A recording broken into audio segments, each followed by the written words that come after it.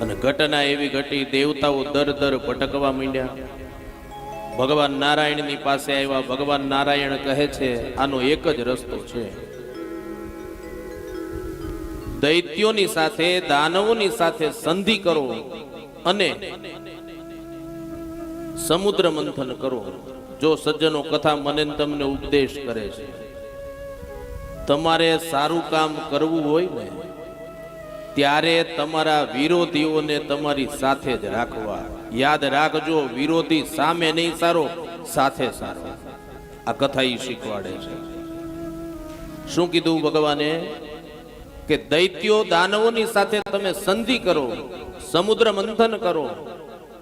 સંધિ થઈ અને જગતની બધી જ ઔષધિઓ સમુદ્રમાં પધરાવી છે.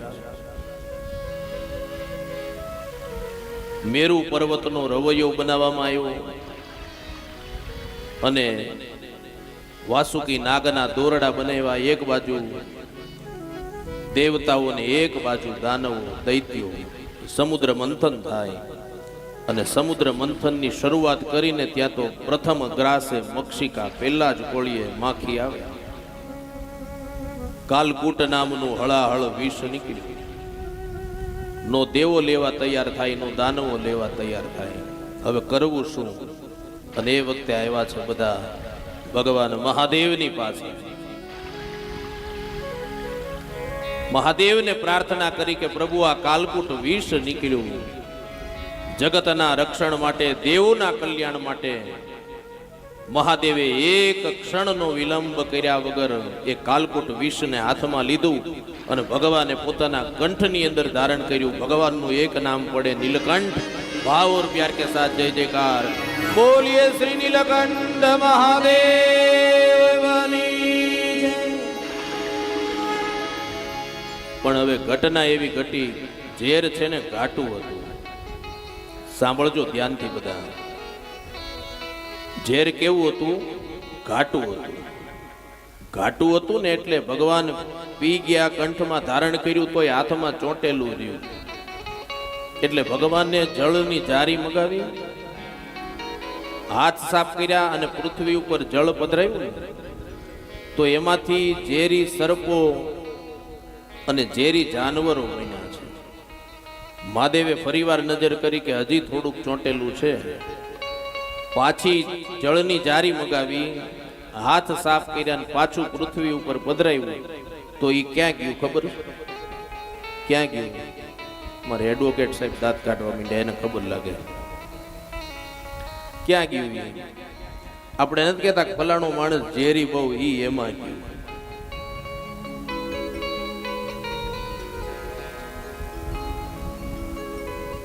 એટલે કાલકૂટ વિષ ભગવાન મહાદેવે ધારણ કર્યું છે. અને ત્યાર પછી સમુદ્ર મંથનનું કાર્ય શરૂ છે ને એક પછી એક 14 રત્નો નીકળ્યા છે. કયા કયા રત્નો નીકળ્યા છે? લક્ષ્મી કૌસ્તુભ પારિજાતક સુરા ધન્વંતરીશ્ચંદ્રમા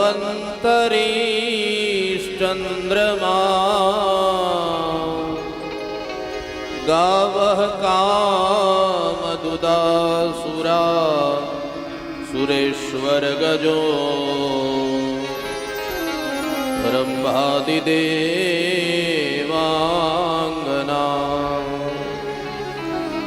અશ્વઃ સપ્તમુખો વિષમ હરિધનુ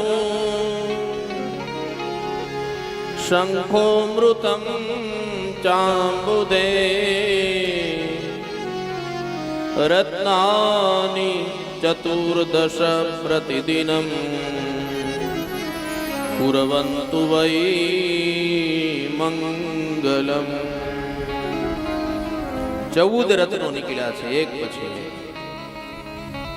એમાં કામધેનુ ગાય જે પહેલા વેલા નીકળી એ ઋષિઓને આપવામાં આવી.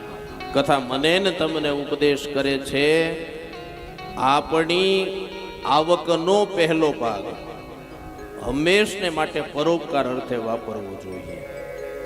અને એટલા માટે તો સજ્જનો ભારતીય સંસ્કૃતિ છે આપણે ઘરે રોટલી બનાવીએ ને તો પેલી રોટલી કોના માટે હોય બેનો?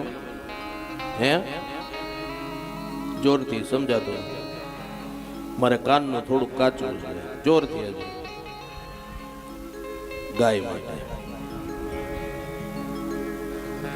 એટલે હકીકતમાં ગાયને આપો છો તમે? કેટલા જણા પહેલી રોટલી ગાયને આપો? બરાબર.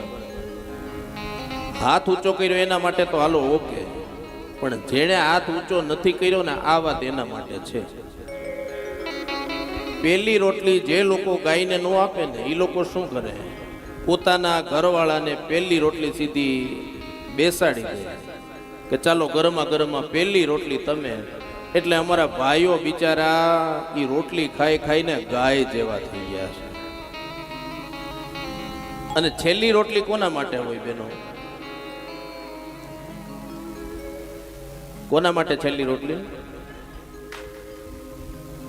આપો છો? સરસ. નહીતર ઘણી જગ્યાએ છેલ્લી રોટલી છેલ્લે કોણ જમવા બેસે?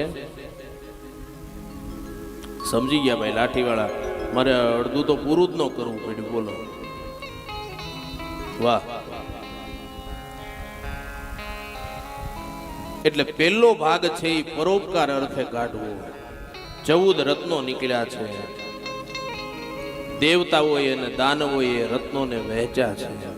અને આમ કરતા કરતા 16 સખીઓ સાથે હાથમાં વિજય માળા લઈ અને સાક્ષાત મહાલક્ષ્મીનું પ્રાગટ્ય થાય. જય જયકાર બોલીએ શ્રી મહાલક્ષ્મી માતની.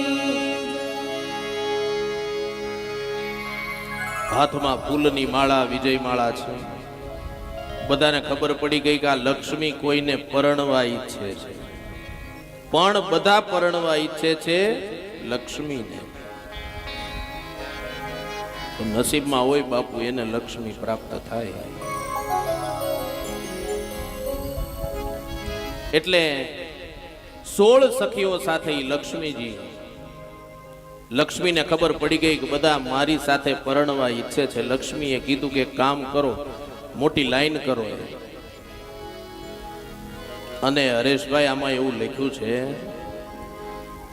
બળુભાઈ આમાં એવું લખ્યું છે કે એ સમુદ્રના કિનારેથી હિમાલય સુધીની મોટી લાઈન થઈ હો લક્ષ્મીને પરણવા માટે. બોલો, યુવાનો ગોઠવાઈ ગયા, ધોળી દાઢી વાળા ગોઠવાઈ ગયા, ઉંમર લાયક હતા એ બધા ઉભા રહી ગયા.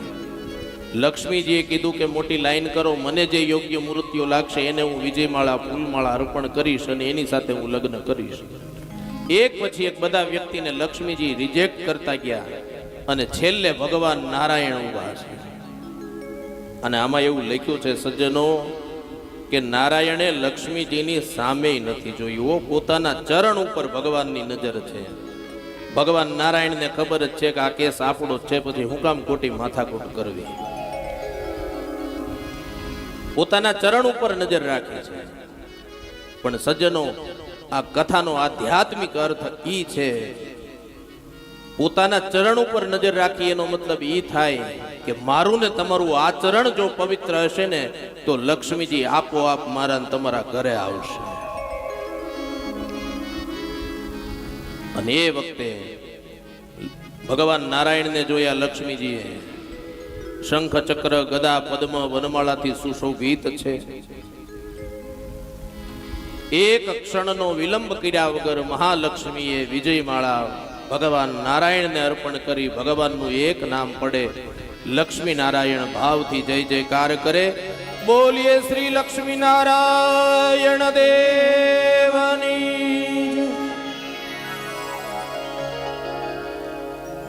અને વળી પાછું સમુદ્ર મંથનનું કાર્ય શરૂ છે. અમૃતનો કુંભ લઈ અને ભગવાન ધન્વંતરી પ્રગટ થાય છે. આયુર્વેદના દ્રષ્ટા છે. અને આ ધન્વંતરી અમૃતનો કુંભ લઈ પોતાના ખભે મૂકી અને આગળ ચાલતા થયા. બધાને ખબર પડી ગઈ, દેવોને દાનવોને, કે અમૃત નીકળ્યું છે. પણ આ ધન્વંતરી ભગવાને 4 જગ્યાએ અમૃતના કુંભને મૂક્યો. પ્રયાગ, હરિદ્વાર, નાસિક અને ઉજ્જૈન. આ 4 જગ્યાએ અમૃતના કુંભને મૂક્યો ને એના પ્રતાપે આજે સમયાંતરે 4 જગ્યાએ કુંભ મેળાઓ ભરાય છે.